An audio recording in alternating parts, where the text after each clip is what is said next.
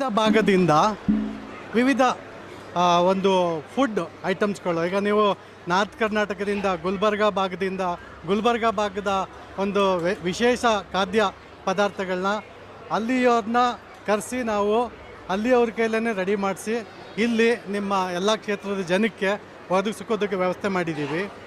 ಹಾಗೆಯೇ ದಕ್ಷಿಣ ಕರ್ನಾಟಕದ ವಿಶೇಷ ಪದಾರ್ಥಗಳನ್ನು ಕೂಡ ದಕ್ಷಿಣ ಪದಾರ್ಥದಿಂದ ಅಲ್ಲಿ ಸ್ಪೆಷಲಿಸ್ಟ್ ಬಂದು ಮಾಡಿ ಇಲ್ಲಿ ಎಲ್ರಿಗೂ ಸವಿಯೋದಕ್ಕೆ ವ್ಯವಸ್ಥೆ ಮಾಡಿಕೊಟ್ಟಿದ್ದೀವಿ. ನೆಕ್ಸ್ಟು ನೀವು ಹಾಗೆ ಬಂದರೆ ಕೊಡಗು ಪ್ರದೇಶದಿಂದ ವಿಶೇಷವಾಗಿ ಕೊಡಗು ಆ ಒಂದು ಪ್ರದೇಶದಲ್ಲಿ ಹೆಚ್ಚಿಗೆ ಮಾಡುವಂಥ ಖಾದ್ಯಗಳನ್ನ ನಾವು ಇವತ್ತು ಇಲ್ಲಿ ಮಾಡಿ ನಿಮ್ಮೆಲ್ರಿಗೂ ಒದಗಿಸ್ತಾ ಇದ್ದೀವಿ. ಮತ್ತು ನೆಕ್ಸ್ಟು ನೀವು ಹಾಗೆ ಮುಂದೆ ಹೋಗಿ ನೋಡೋದಾದರೆ ಅಲ್ಲಿ MTR ಸಿಗ್ನೇಚರ್. MTR ಮೊದಲಿಗೆ ಏನು ಸ್ಟಾರ್ಟ್ ಮಾಡಿದರು ದೋಸೆ, ರವಾ ಇಡ್ಲಿ ಇಲ್ಲ. ಅದು ಇಲ್ಲಿ ವಿಶೇಷವಾಗಿ ಈಗ ನೀವು ನಾರ್ತ್ ಕರ್ನಾಟಕಕ್ಕೆ ಹೋದರೆ ರೊಟ್ಟಿ ಇರ್ಬೋದು, ಹಾಗೆ ಕೊಡಗು ಕಡೆ ಬಂದರೆ ಕೊಡಗುನ ವಿಶೇಷ ರೊಟ್ಟಿ ಪದಾರ್ಥಗಳಿರ್ಬೋದು. ಅಲ್ಲಿ ವಿಶೇಷ ತುಂಬ ಪದಾರ್ಥಗಳಿದೆ.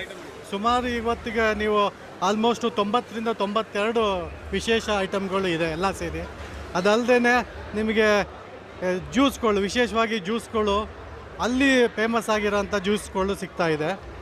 ಇಲ್ಲಿ MTR ಕೌಂಟ್ರು ನೋಡ್ತಾ ಇದ್ದೀರ. ಈ ಕೌಂಟ್ರಲ್ಲಿ MTR ಮಾಡ್ತಕ್ಕಂಥ ಎಲ್ಲ ಮೈಸೂರು ಪಾಕ್ ಇರ್ಬೋದು, ಆಮೇಲೆ ಲಡ್ಡು ಇರ್ಬೋದು, ಕೋಕೋನಟ್ ಬರ್ಫಿ ಇರ್ಬೋದು, ಪ್ಲಸ್ ನಮ್ಮ ಕರ್ನಾಟಕದ ಫೇಮಸ್ ಸ್ವೀಟ್ ಇರ್ತಕ್ಕಂಥ ಹೋಳಿಗೆ ಕೂಡ ಇಲ್ಲಿ ಎಲ್ರಿಗೂ ಸಿಗ್ತಾ ಇದೆ.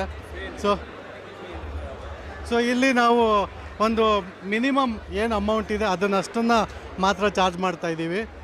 ಇವತ್ತು ಎಲ್ಲರೂ ಬಂದು ಎಲ್ಲ ಕರ್ನಾಟಕ ಭಾಗದ ವಿಶೇಷ ಏನು ಖಾದ್ಯಗಳಿದೆ ಅದನ್ನು ಒಂದು ಸೂರಿನಡಿಯಲ್ಲಿ ಎಲ್ಲರೂ ಸವಿಬೇಕು ಅಂತ ಕೇಳ್ಕೊಳ್ತಾ ಇದ್ದೀನಿ.